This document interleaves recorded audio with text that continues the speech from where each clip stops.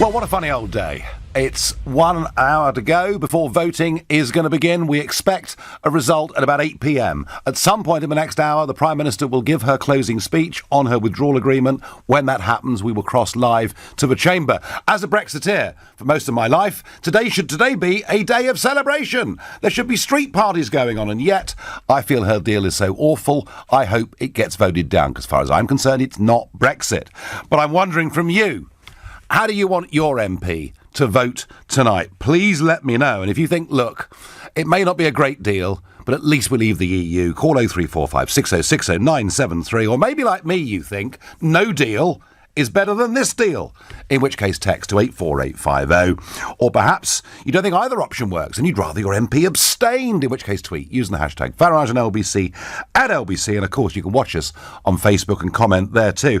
I've just come into the studio. I was down at College Green for about an hour opposite Westminster. There are thousands of people outside Parliament with Remain banners, with Leave banners. There are bells ringing, drums playing.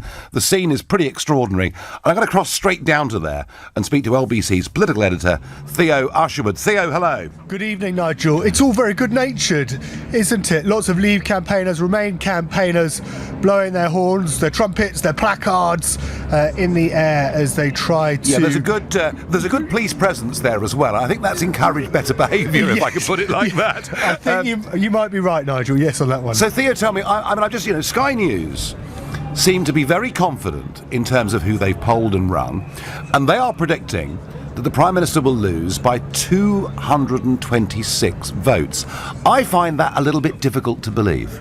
I think that number is way out, to be honest with you, Nigel. It could be north of 166. That is the number by which Ramsay MacDonald, yes, the Prime Minister, lost in 1924. But look out for the number of abstentions in the House of Commons when that final vote comes in. Now, it's very difficult to tell who has actually missed the vote on purpose or who's actually intentionally abstained. One way to do that is to look at who's voted in both lobbies, who's gone into the I lobby and then turned around, walked back down to the end of the Commons and then gone into the no lobby. Those individuals, those MPs, you could say, have definitely abstained. But it's a tactic that is now being used by the Conservative whips to try and ensure that they can keep Theresa May's defeat under triple figures, to try and get it down to 60 or 70. And that's important for a number of reasons. Firstly,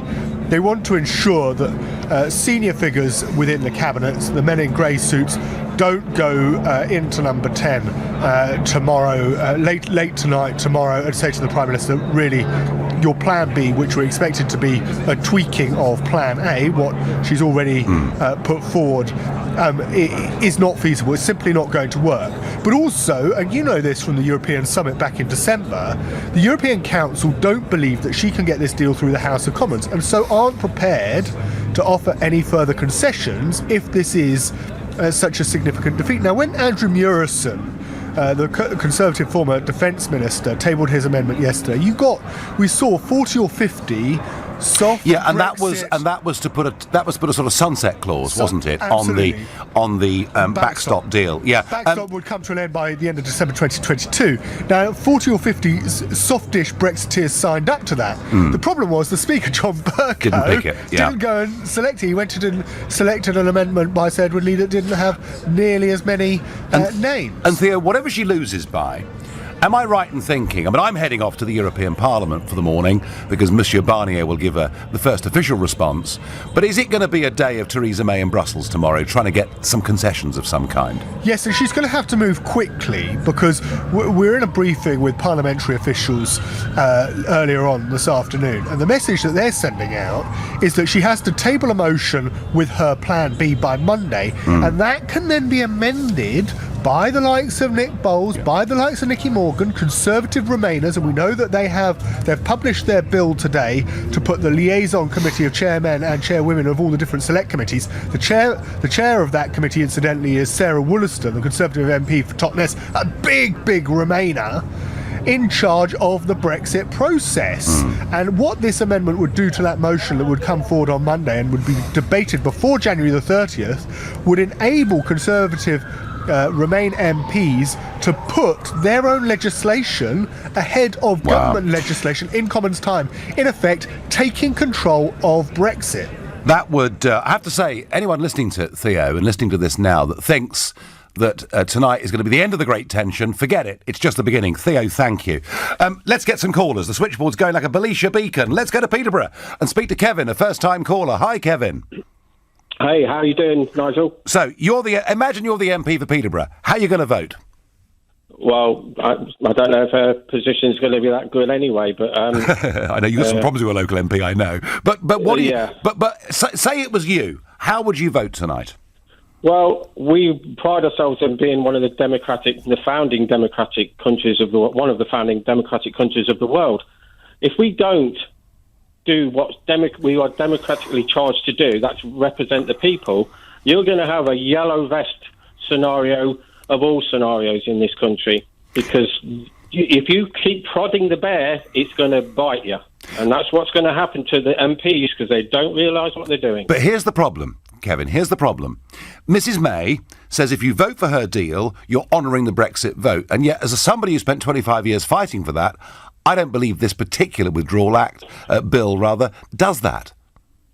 No, you're exactly right. We're still shackled to the EU through the Northern Ireland backstop. Yeah. That's not going to change. I don't understand this country, Nigel, and I would say that people should Google about a speech that Peter Shaw gave at Oxford University in 1975, how detrimental it was to the very fabric of this country. I used to vote Labour. I wouldn't vote for the pish that Labour is today. We do with that. Yeah, Kevin, I knew the late Peter Shaw, and those old-style left-wing Labourites were very anti-common market. Thank you. Anita is a first-time caller from Oswestry, Shropshire. Who's your MP, Anita?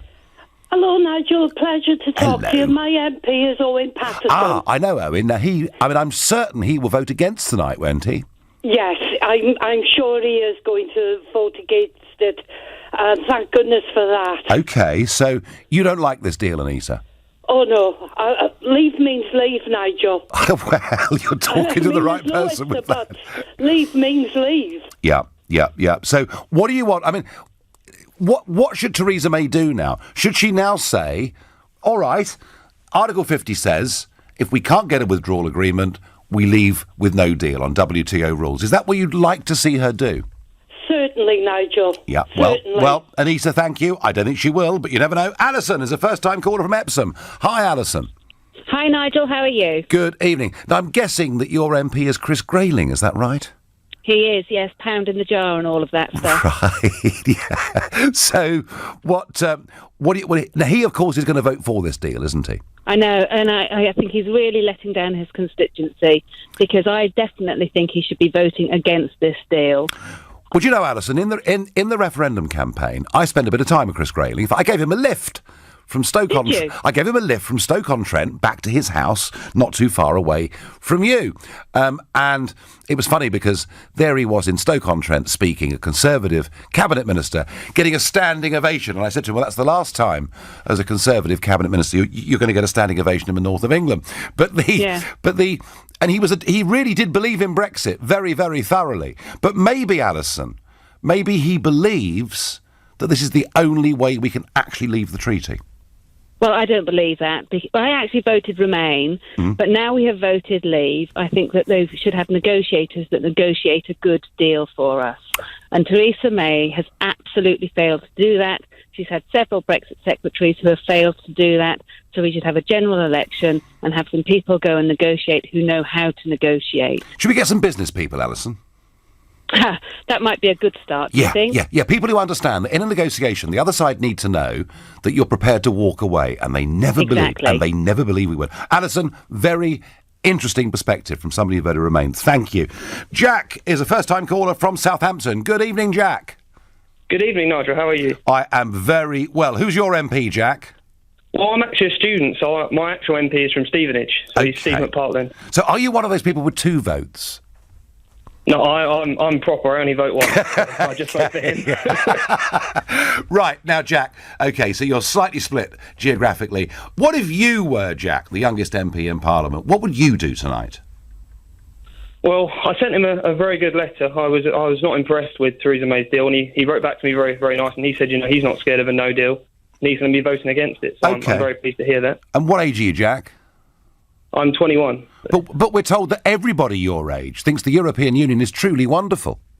Oh, not where I am, not anyone I speak to. Probably because I told them, but...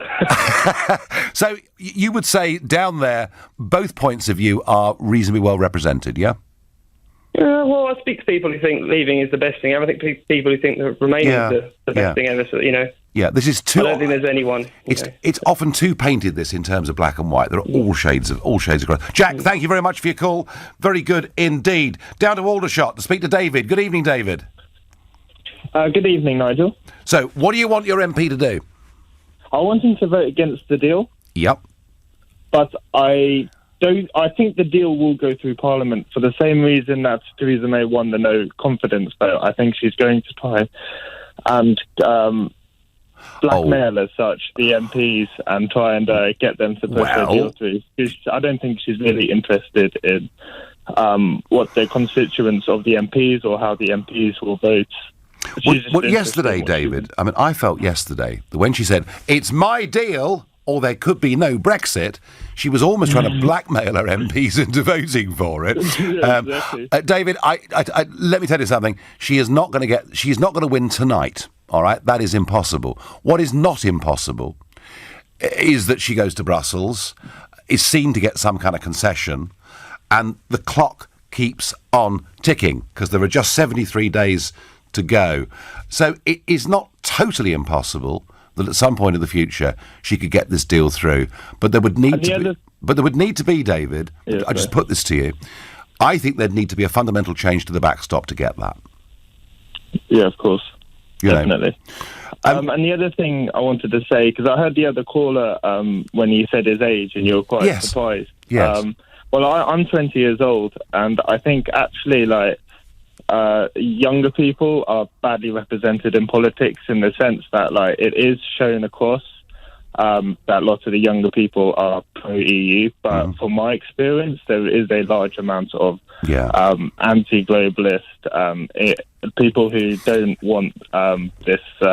David, do you know what? I see that with my online conversations every single day. Thank you, David. Thank you, everybody. This is the Nigel Farage Show on the big day. It's 6:15 and time. Well, we're waiting for the Prime Minister to come and give the summing up to this debate before the votes begin. Final vote expected at around about 8 p.m. this evening. You'll get it live, of course, here on LBC.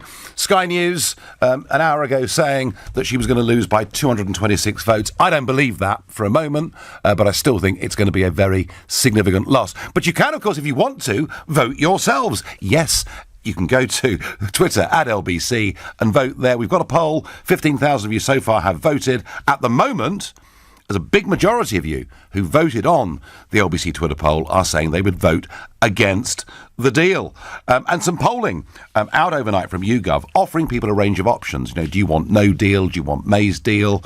Do you want to stop Brexit completely? Do you want a second referendum? So people offered, 5 or 6 different options as to what they'd like. And interestingly, only 8% put a second referendum at the top of their list. And I do sometimes wonder whether everything we hear about a second referendum, and we see the European Union flags flying outside Parliament, the campaign for a second referendum, I don't think it's gripped the country as a whole. My feeling is most people want a resolution, but they're not going to get it tonight.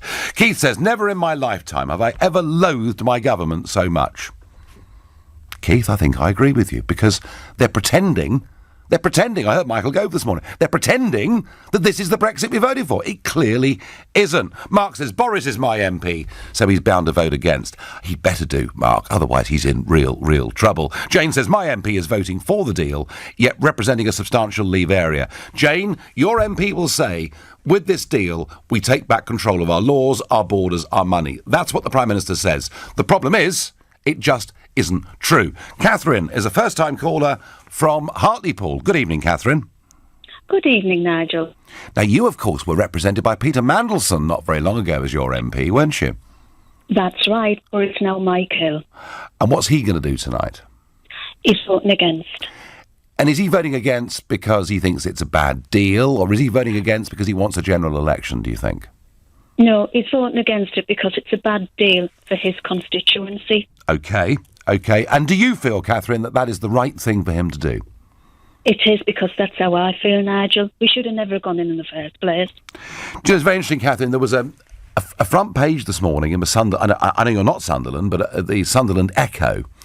And of course, it was that Sunderland result on Brexit night that made many of us think, gosh, this really is possible. And it's a reader's poll. It may not be scientific, but 70% on the front page of today's Sunderland Echo want to leave with no deal. They just want to get it over with and get us out on March the 29th. Is that how you feel, living in Hartlepool? Yes, we should leave without a deal, then negotiate. I think if we did that, Catherine, they would come running down the street after us, so desperate would they be to sell us champagne and BMWs and all the rest of it. Catherine, thank you very much indeed. I'm going to cross over to Liverpool and speak to Steve, another first-time caller. Hi, Steve. Good evening, Nigel. Good. It's a pleasure and an honour to speak to one of the only honourable politicians we have left in this country. Well, that's very sweet of you. Some would disagree vehemently with that, but that's the way things are.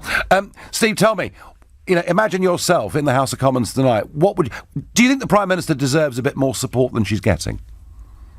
No, I don't actually. I think she's been duplicitous from the very beginning, Nigel. I think she was there for a reason. I think it's been a political stitch-up from the very beginning when they shafted Andrea Leadsom, who was obviously very popular with the Tory party, and they parachuted Theresa May in, who was a disastrous Home Secretary, and she's proven to be an equally disastrous Prime Minister. So she was the establishment choice, in your view?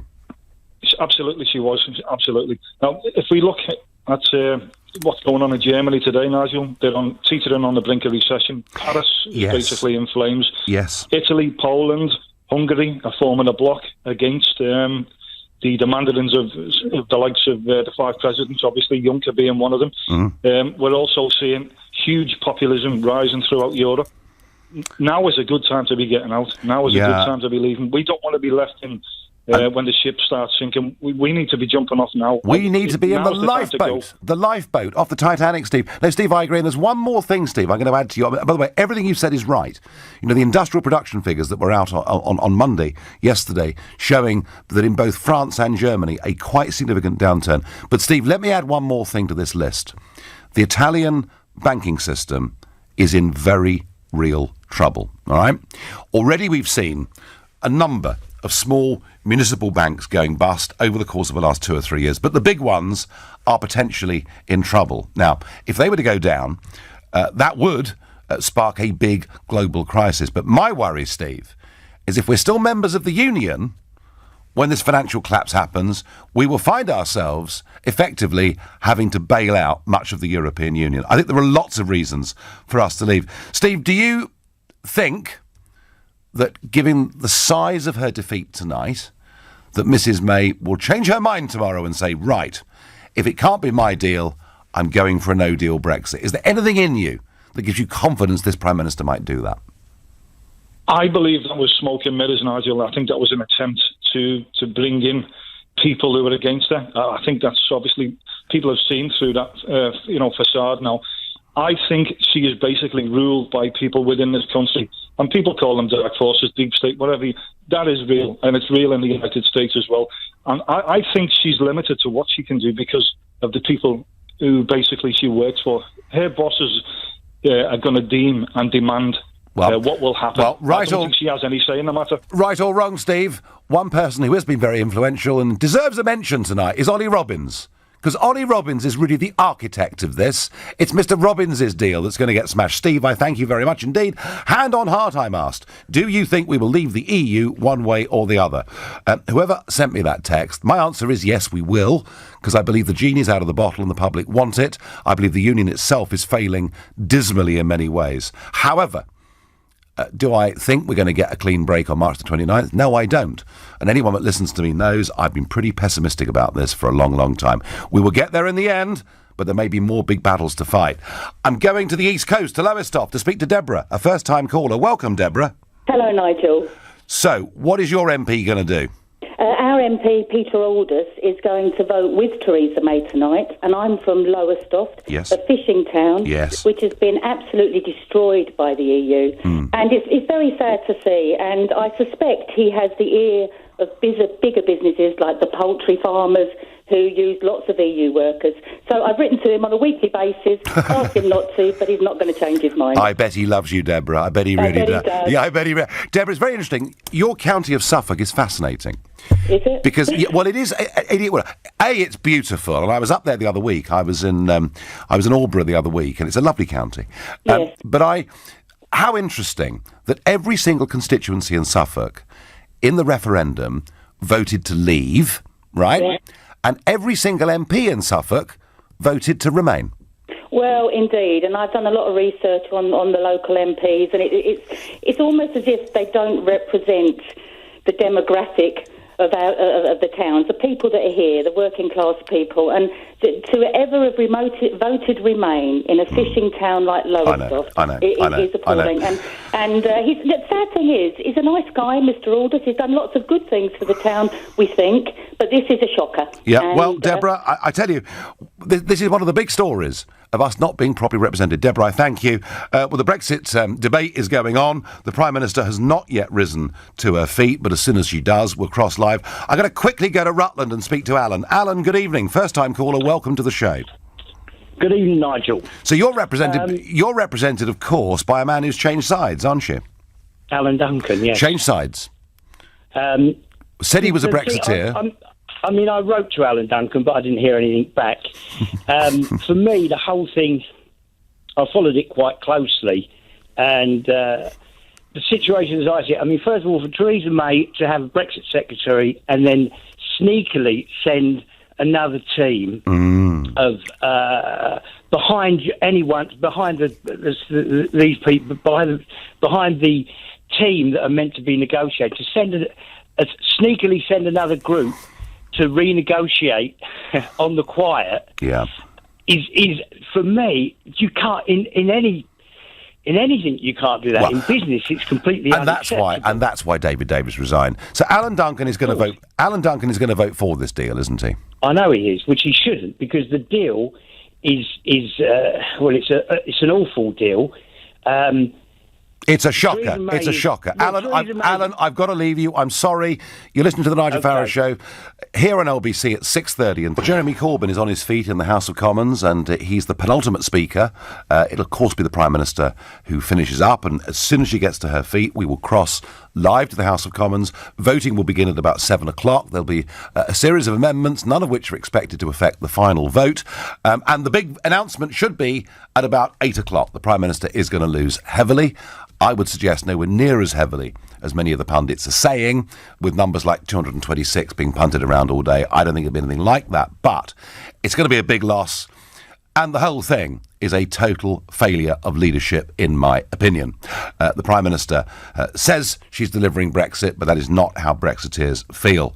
So let's cross live when she starts. But in the meantime, let's keep going with the callers. How do you want your MP to vote? What would you do if you were the MP sitting in that chamber tonight? Would you maybe say, do you know what? I don't like this deal, but at least we leave the European Union on March the 29th. Or is it just too awful? Or are you one of those 8%, according to YouGov, when given the choices, that feel a second referendum is the only possible solution? Ashley is a first-time caller from Wisbech in Cambridgeshire. Good evening to you.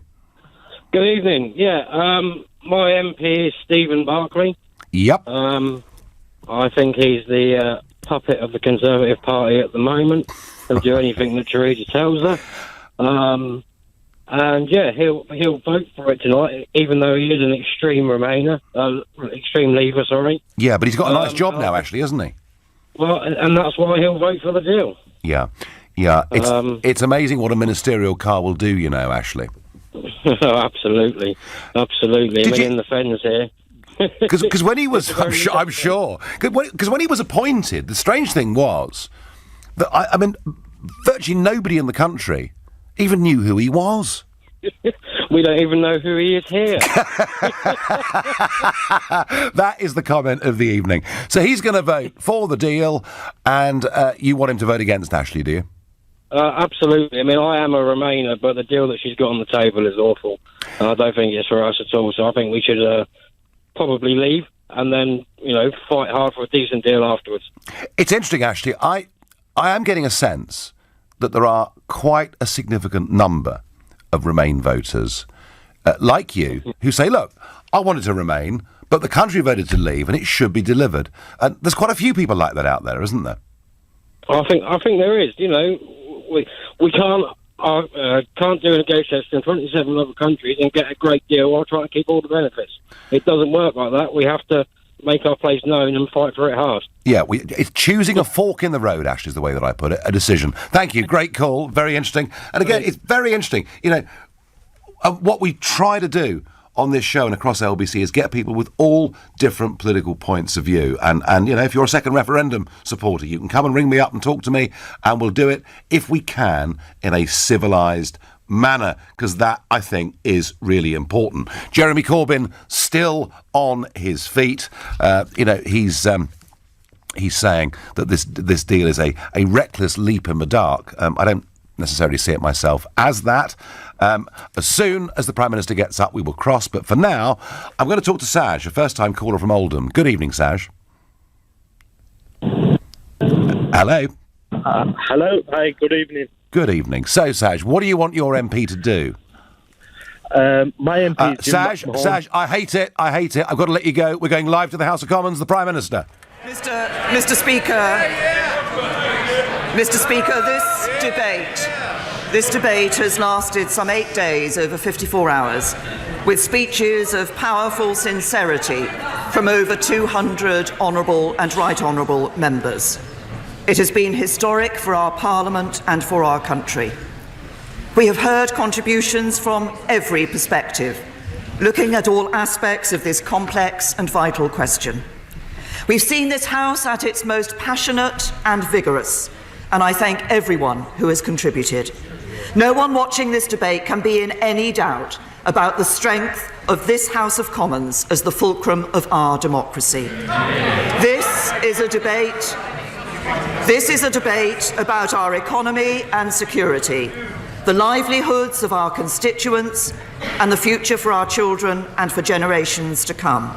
It goes to the heart of our Constitution, and no one should forget that it is a democratic process that has got us to where we are today. In 2015, my party stood on an election manifesto that had as a centrepiece the promise of an in-out referendum on the UK's membership of the European Union. The British people responded by electing a Conservative government to follow through on that promise. That is what we did when this House voted overwhelmingly to hold the referendum and put the choice in the hands of the British people. Indeed, 470 current members voted in favour of it, and only 32 opposed it. That campaign was keenly fought. It caught the public imagination like few campaigns before it. Turnout was 72%, higher than for any national poll for a quarter of a century. And while not overwhelming, the result was clear and it was decisive. Something this House accepted when we voted overwhelmingly to trigger Article 50. 436 current members voted to do so, only 85 opposed. Parliament gave the people a choice. We set the clock ticking on our departure. And tonight, we will determine whether we move forward with a withdrawal agreement that honours the vote and sets us on course for a better future. The responsibility of each and every one of us at this moment is profound, for this is an historic decision that will set the future of our country for generations. So what are the alternatives that present themselves? First, we could decide it's all too difficult and give up, either by revoking Article 50 or passing the back buck to the British people in a second referendum. But I believe we have a duty to deliver on the democratic decision of the British people, and to do so in a way that brings our country together. A second referendum would lead instead to further division. There'd be no agreement to the question, let alone the answer. It would say to the people we were elected to serve that we were unwilling to do what they had instructed. Now, the second possible outcome is that we leave on the 29th of March without a deal. But I don't believe that's what the British people voted for, because they were told that if they voted to leave, they could still expect a good trading relationship with the European Union. And neither would it be the best outcome. Our deal delivers certainty for businesses with a time-limited implementation period to prepare for the new arrangements of the future relationship. No deal means no implementation period. Our deal protects the rights of EU citizens living in the UK and UK citizens living in the EU, so they can carry on their lives as before. No deal means no reciprocal agreement to protect those citizens' rights. Our deal delivers the deepest security partnership in the EU's history, so our police and security services can continue to work together with their European partners to keep all our people safe. No deal means no such security partnership. And our deal delivers the foundations for an unprecedented economic relationship with the EU that is more ambitious, that is... I said earlier it was becoming really rather a noisy and unseemly atmosphere, and that has now resumed. It must stop. The Prime Minister must be heard. The Prime Minister. Our deal delivers the foundations for an unprecedented economic relationship with the EU that is more ambitious than anything they have ever entered into with a third country. It will give us the benefits of trading with the European Union and the ability to forge new trade deals in our own right. No deal means those new trade deals come at the expense of a trade deal with Europe, not in addition to it. So while it is categorically wrong to suggest that our country could not ultimately make a success of no deal, it is equally wrong to suggest that this is the best outcome. Now, third, there is the path advocated by the Leader of the Opposition, and we've heard it again, of calling a general election. But today's vote is not about what's best for the Leader of the Opposition. It is about what is best for the country. And at the end of a general election, whatever the result, the choices facing us will not have changed. It will still be no Brexit, leaving with no deal, or leaving with a deal. And there's no guarantee that an election would make the parliamentary arithmetic any easier. All it would gain is 2 more months of uncertainty and division. In 2017, the two main parties both stood on manifestos that pledged to deliver the result of the referendum. They got over 80% of the vote. People had the opportunity to vote for a second referendum by supporting the Liberal Democrats in 2017.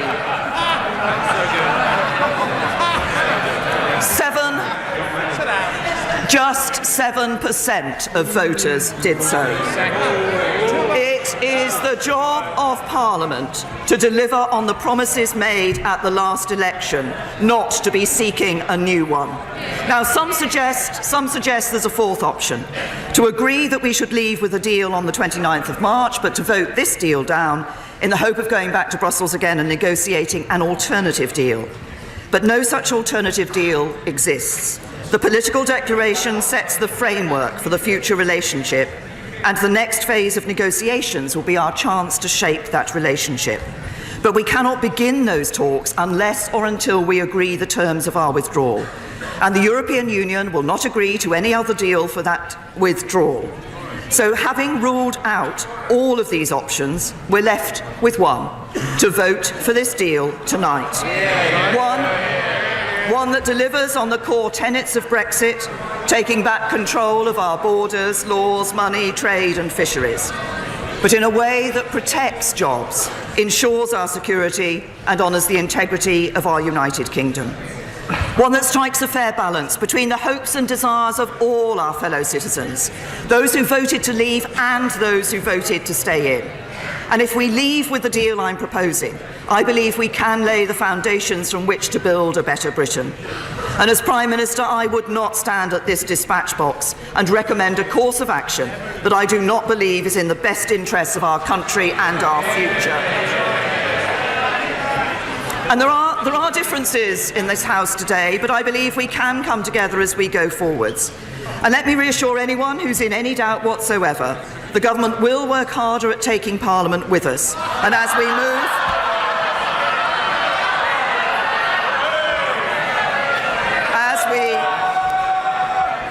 we move on to the next phase of negotiations, we will be looking to work with Parliament to seek that consensus. But, Mr. Speaker, let me turn to the most contentious element of our deal, the Northern Ireland Protocol.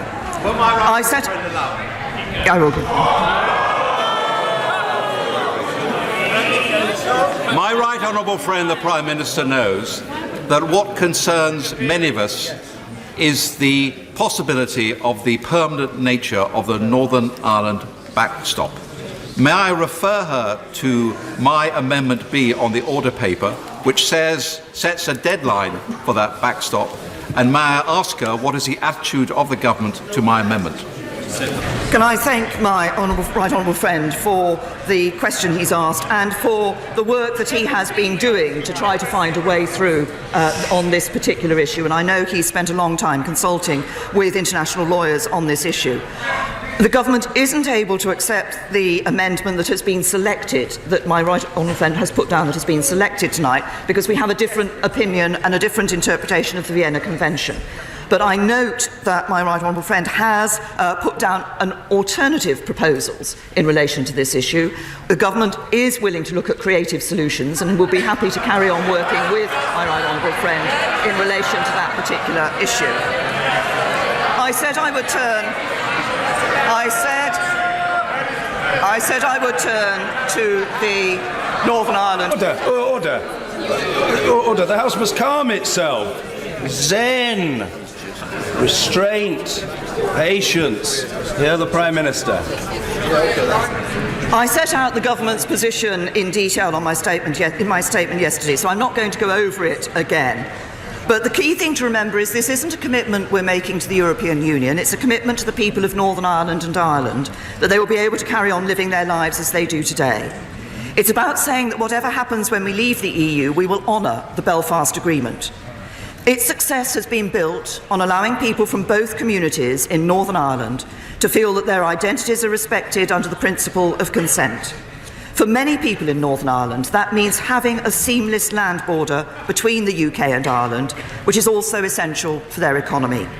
For others, that means fully respecting the fact that Northern Ireland is an intrinsic part of the United Kingdom. No one wants to see the return of a hard border, and as a proud unionist, I share the concerns of members who are determined that we do not undermine the strength of our United Kingdom. But you're listening to the Nigel Farage Show on LBC. We're taking Theresa May's speech live ahead of the vote. Arrangements that deliver those ends. And it's not just as simple as some would like it to be. So, as Prime Minister for the whole UK, it's my duty to provide a solution that works for the people of Northern Ireland. The answer lies in agreeing our future economic relationship, but we need an insurance policy to guarantee there will be no hard border if that future relationship is not in place by the end of the implementation period. I'll give way to the Leader of the Democratic Unionist Party. Very, very grateful to the Prime Minister for giving way. And would she agree that whatever one's view on this withdrawal agreement and whatever arguments that people deploy, that we should not be using the peace or the political process in Northern Ireland as arguments for voting for this deal or voting against it? Would she agree that that is completely and utterly out of order? Make that clear to all of our Cabinet colleagues as well. To the right honourable gentleman, I think everybody across this House is committed to ensuring that we maintain the arrangements of the Belfast Good Friday Agreement, that we also ensure that we maintain the many benefits that have come from the peace process in Northern Ireland. And that should not be disrupted, and that should not be affected in any sense. But I also say that whatever future relationship is going to be negotiated or people want to see being negotiated, that insurance policy is essential. Any of the other proposals, Canada, Norway, any number of variations of those models, all of them require the insurance policy, and that is the so-called backstop. And no backstop simply means no deal now and for the foreseeable future. And I don't want to see anybody being able to exploit no deal and bringing doubt about the future of our union as a result of that. And let's remember, if I may say to this House, what the withdrawal agreement does deliver for the people of Northern Ireland. An implementation period, certainty for businesses. Protection of citizens' rights, certainty to thousands of families. No hard border, unfettered access to British and EU markets. Protection of the single electricity market across the island of Ireland, securing energy supply in Northern Ireland. Continued security cooperation with our European allies that the police service of Northern Ireland say is essential. And above all, the protection of the historic Belfast Good Friday Agreement. The deal we have puts our union first. Now, let me turn to the contribution of the Leader of the Opposition. Characteristic of his whole approach to Brexit, long on criticism and short on coherence. He's claimed that he'll be able to renegotiate the deal in a matter of weeks, get a drastically different outcome, and despite the European Union making clear that's impossible. But everything he does is designed to avoid taking any difficult decisions, saying one thing to one group and another thing to another. In the general election, he said in his manifesto, freedom of movement will end. On Sunday, he said, I'm not against the free movement of people. When asked about Brexit in a German newspaper, he said, we can't stop it. The referendum took place. Article 50 has been triggered. In his speech at Wakefield last week, and again this evening, he said a second referendum was an option on the table. He says Labour would run an independent trade policy, but he wants to join the customs union. He says he's opposed to no deal, but he says he's opposed to withdrawal agreement and the backstop without which there is no deal. So the question is, what is his position? Because he has failed in his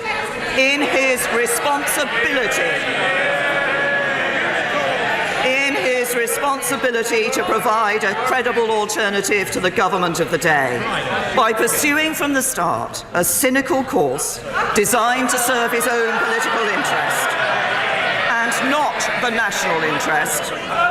He has forfeited the right to demand loyalty from those of his MPs who take a more pragmatic view, because he doesn't care whether we leave or not, with a deal or not, as long as he can maximise disruption and uncertainty and the likelihood of a general election.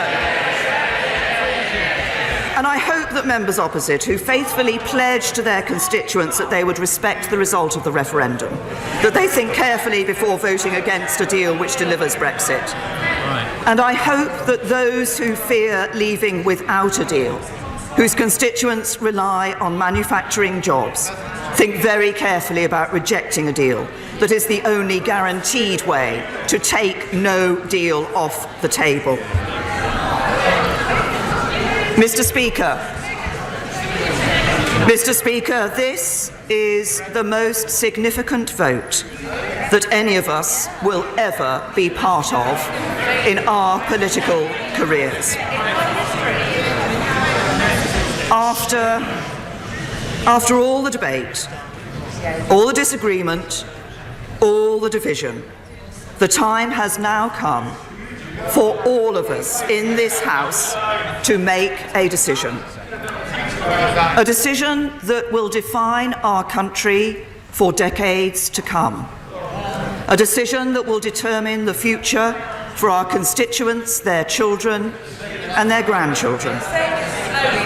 A decision that each of us will have to justify and live with for many years to come. We know the consequences of voting for this deal. They are laid out in black and white in the pages of the withdrawal agreement. But no one who votes against this deal will be able to tell their constituents what real-world outcome they voted for, because a vote against this deal is a vote for nothing more than uncertainty, division, and the very real risk of no deal.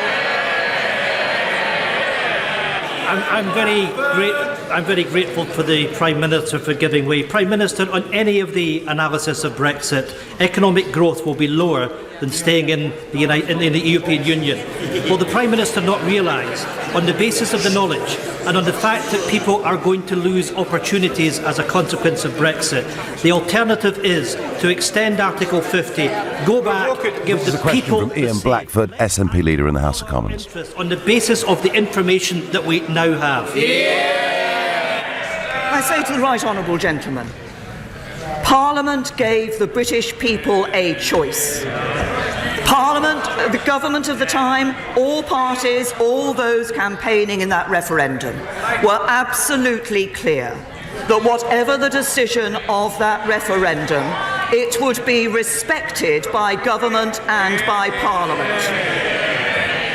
And I believe that we have a duty to deliver on that referendum vote, and to do so in a way that does protect people's jobs and protects our security and protects our union. A vote against this deal is a vote for nothing more than uncertainty, division, and the very real risk of no deal or no Brexit at all. And it doesn't have to be that way. Tonight we can choose certainty over uncertainty. We can choose unity over division. We can choose to deliver on our promise to the British people, not break that promise and endanger trust in politics for a generation. Because as members of Parliament, we have a duty to serve not our own self-interest nor that of our parties, but the people we were elected to represent. It is the people of this country that we were sent here to serve. The people of this country who queued up at polling stations, who cast their ballots so they might put their faith in us. It is the people of this country who entrusted us with the sacred right to build for them and their children and grandchildren the brighter future they expect and deserve. And if we act in the national interest and back this deal tonight, then tomorrow we can begin to build that future together. If we act in the national interest and back this deal tonight, we can build a country that works for everyone. Together we can show the people we serve that their voices have been heard, that their trust was not misplaced, that our politics can and does deliver, that politicians can rise above our differences and come together to do what the people asked of us. That is the test history has set for us today. It will determine the future of our country for generations. We each have a solemn responsibility to deliver Brexit and take this country forward. And with my whole heart, I call on this House to discharge that responsibility together, and I commend this motion to the House. That was the Prime Minister. You heard every word of her speech there. Strong, passionate, urging them to vote for her deal. I have to say, I agreed with much of the rhetoric about the importance of securing Brexit. The trouble is, this deal does not match the rhetoric of the Prime Minister. MPs will head for the division lobby. We expect the result at about 8 o'clock. You've been listening to the Nigel Farage Show. Well, not much of it, really. Most of it, the Prime Minister. But I'm off to Strasbourg now.